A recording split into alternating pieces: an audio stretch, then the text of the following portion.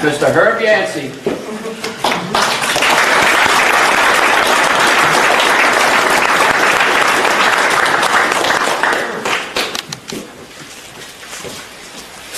You know, every Hall of Fame has to have, you know, the rest of them, you know, they all deserve to be in the Hall of Fame big time. Everybody here deserves to be in the Hall of Fame, but, you know, the Music Hall of Fame has Elvis Presley. The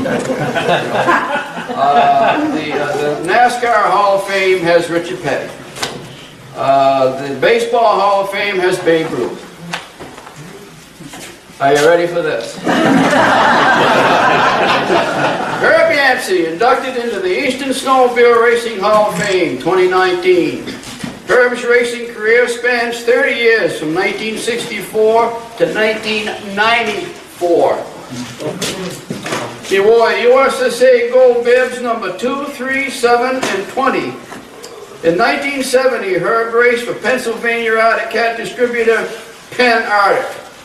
He then began racing for Team Abo, which soon became the most successful team in the history of Eastern Snowmobile racing in 1975.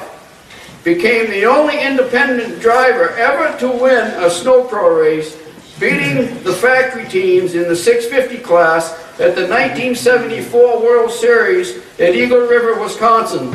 He beat the snow pro guys.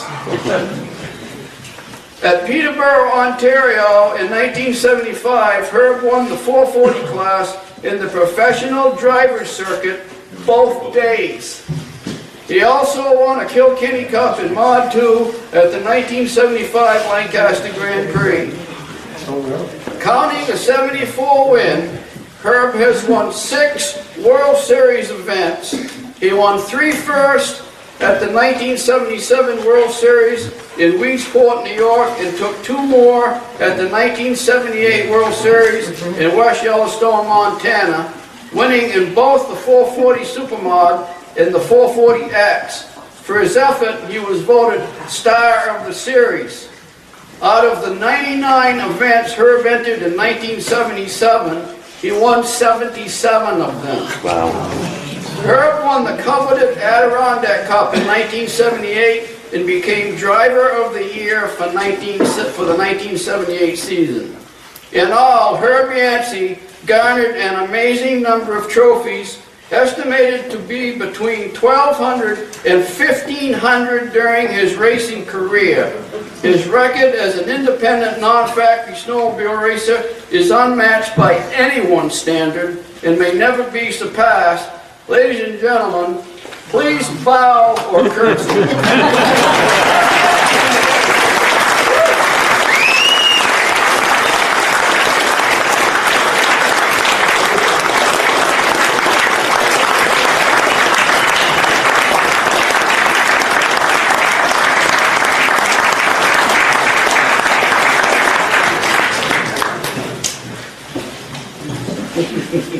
Well, I want to start off with saying that it's snowmobile racing has always been a big part of my life. It was probably the #1 thing that I ever wanted to do from the time I was about 14 years old and rode on my first snowmobile. And it had a long and diverse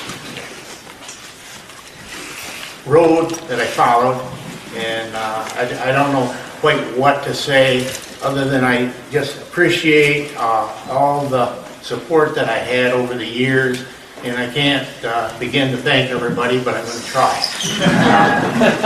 I was just a farm kid that didn't have much, but I knew that I wanted to go fast. I just loved the speed that I could obtain on anything that I ever was aboard.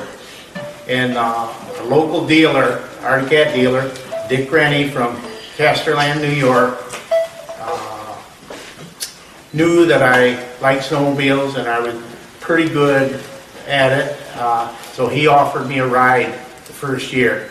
And he didn't have anybody to ride the big sleds, and he knew I liked speed.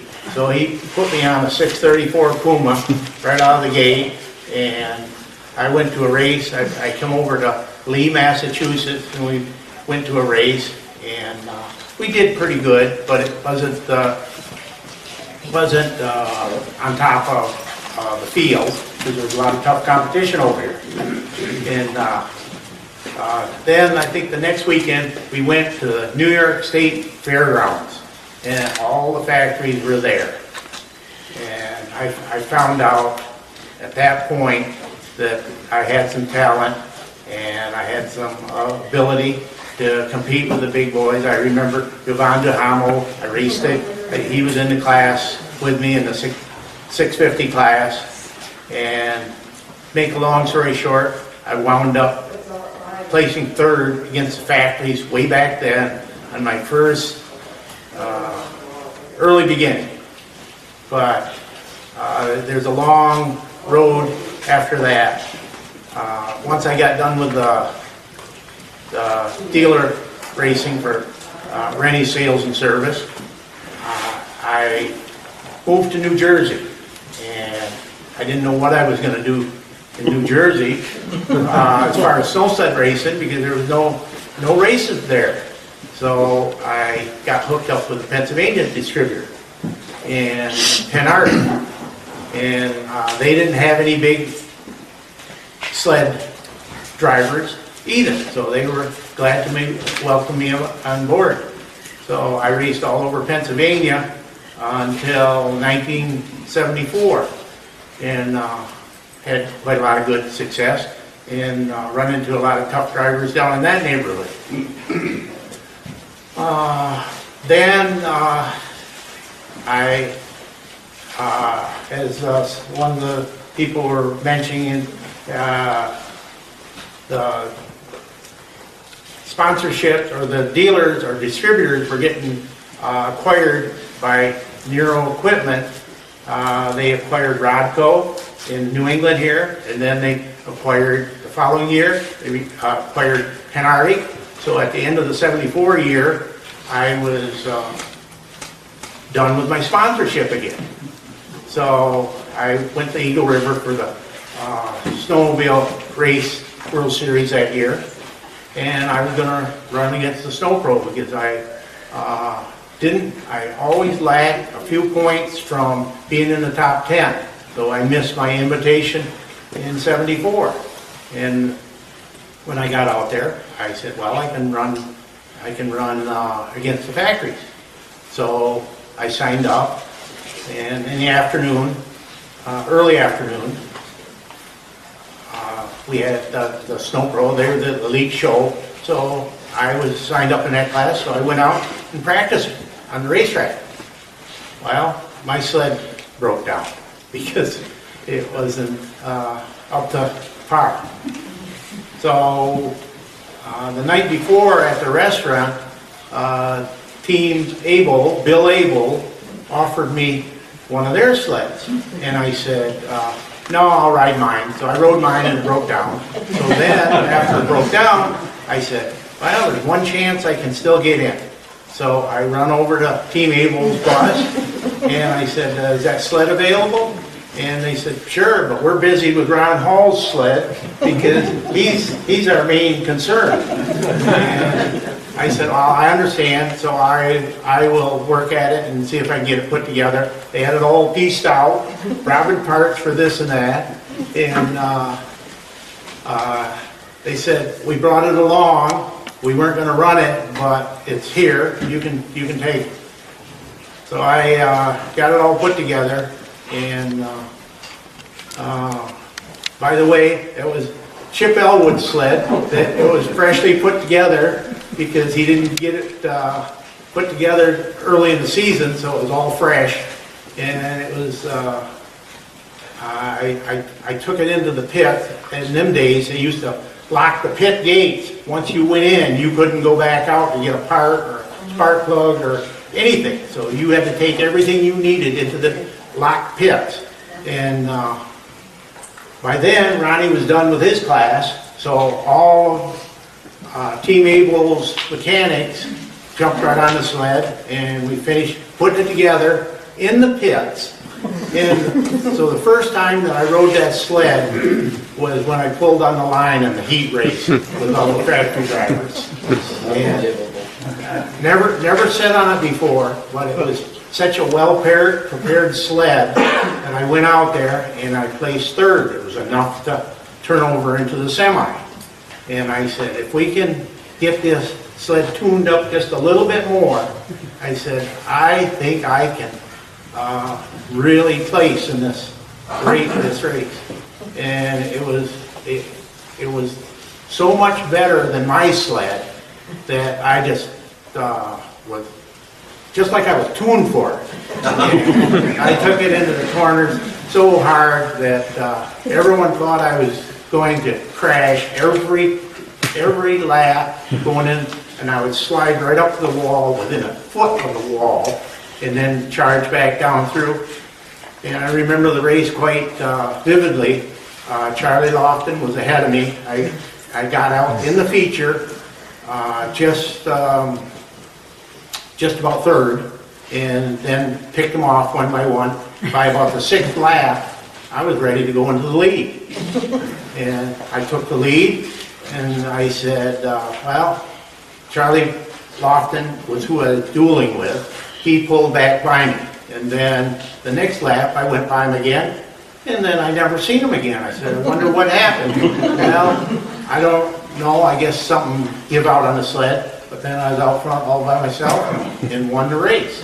So that was one of the highlights of my career, is beating the factory with a big machine against those seasoned drivers and all the budget they had, and that was just, I can't say how much that was a highlight. And so then the rest, I got invited to join Team Able for the coming seasons, and that's when my career really took off. And I had mechanics helping me. It wasn't a one-man show anymore, and we had good support. And so I owe so much to Team Able and the whole crew, Ronnie and Chip and the mechanics. That just made everything possible. It left me more time to concentrate on driving, and as some of you probably know, I was a pretty intense driver. I was all business, and when I went to the races, there was no monkey business. Everything was serious. So I just, I could go on and on about a lot of stories. If you want to talk to me one-on-one or anytime, I'm available to correspond with any or everyone, because the sport will give me so much in my life that I can never repay what I owe.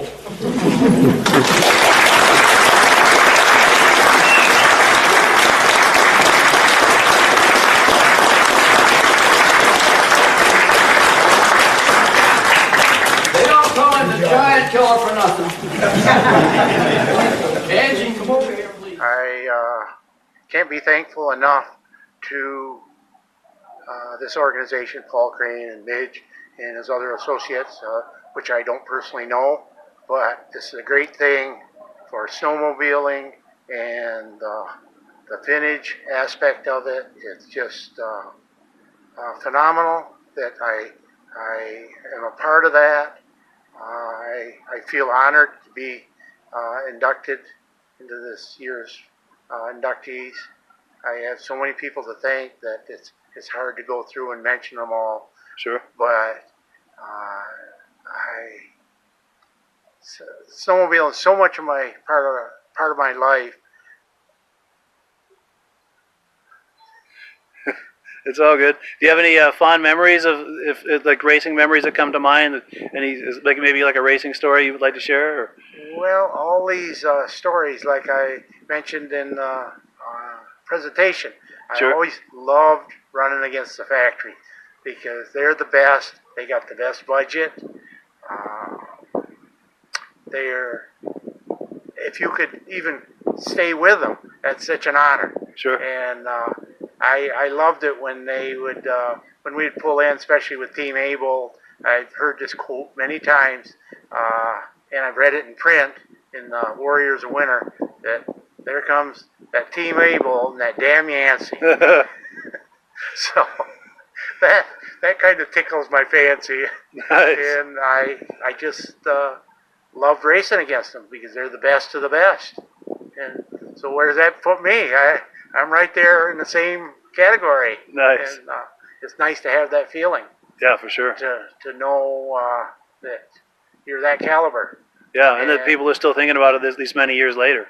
Yes, and I didn't realize it until just recent years, digging up all this old stuff, that I was just one driver that was, they loved to watch race because I was so animated and all over that sled. I did whatever I needed to. I could jump on printer any sled and bring it in, even if it didn't have a track record of being a winner. It was so great to get the most potential out of a unit when you're on it. And I ran various sleds for various people over the years, and some of them I said, I don't know how the driver could drive that sled, but I would still get it around. Nice. It was it's just such a honor to be recognized for what's going on now, the resurgence in this vintage program. So I just talked to Mark Bellinger, and he did Midge's sled, restored it with two other guys, his son and another guy, and they're getting involved in the vintage racing. So I'm sure we're going to have a good association, because he does just a super job restoring them sleds and making them look great.